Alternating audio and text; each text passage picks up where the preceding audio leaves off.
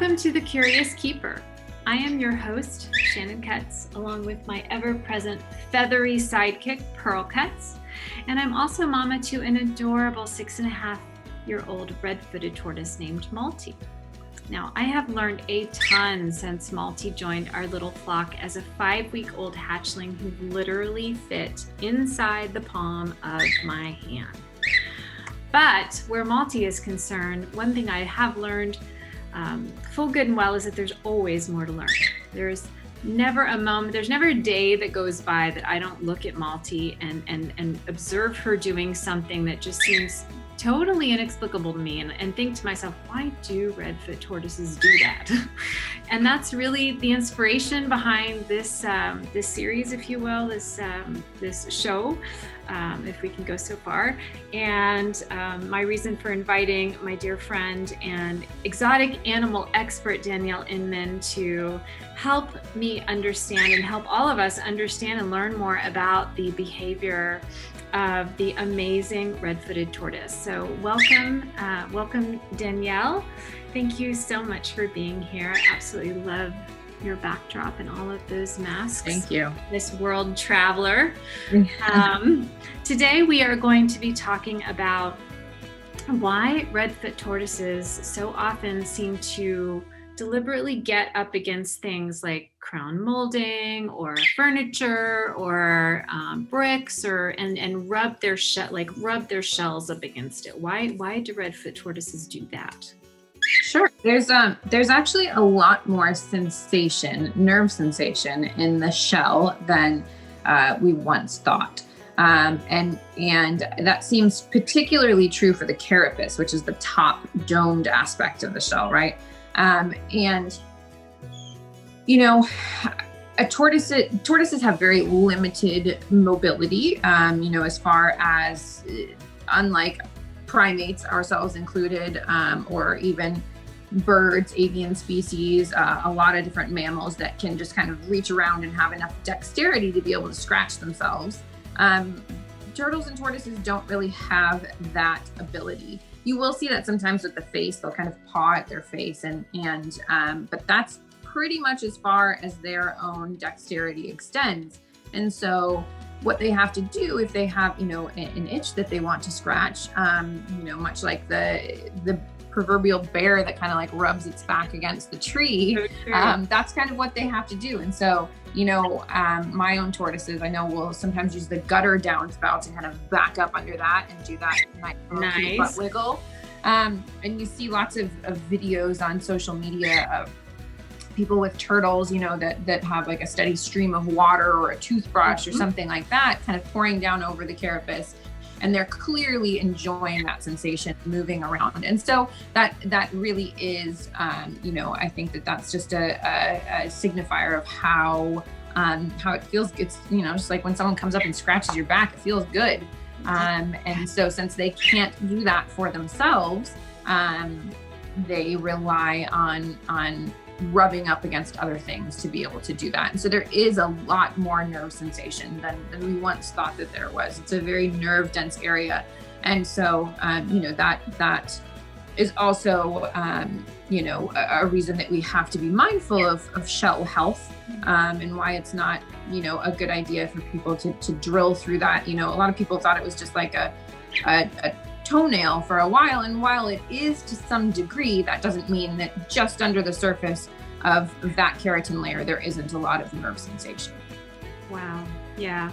And I've had people, speaking of social media, I've had people when I've posted videos of like me, because when I see my Malty sidling up to prized piece of furniture or something, or I'll go over and I'll actually I'll scratch her shell with my fingernails. And I've posted a few videos of that.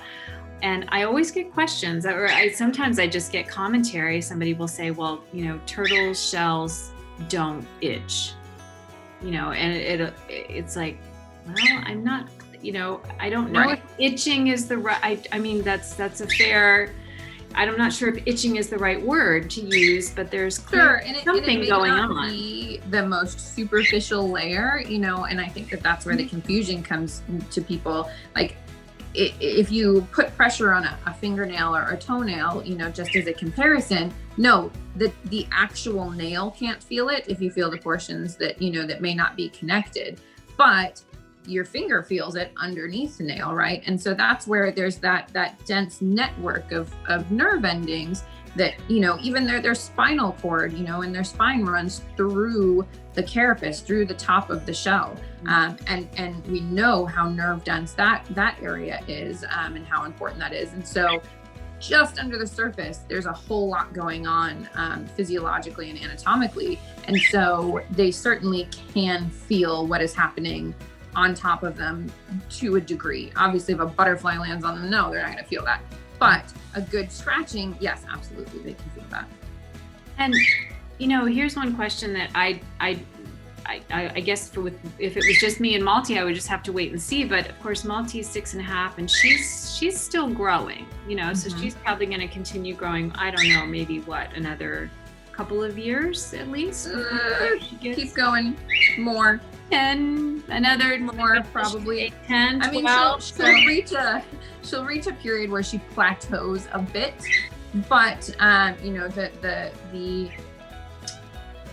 growth inhibitor genes that stop most mammals' growth are very different in reptiles and amphibians, and they do tend to grow for long. They live for longer and they grow for longer in a lot of cases, and so she is going to reach an age, maybe in the next 10 years or so, where she slows to a very finite amount of growth that you probably won't be able to appreciate and perceive, but she will continue to grow.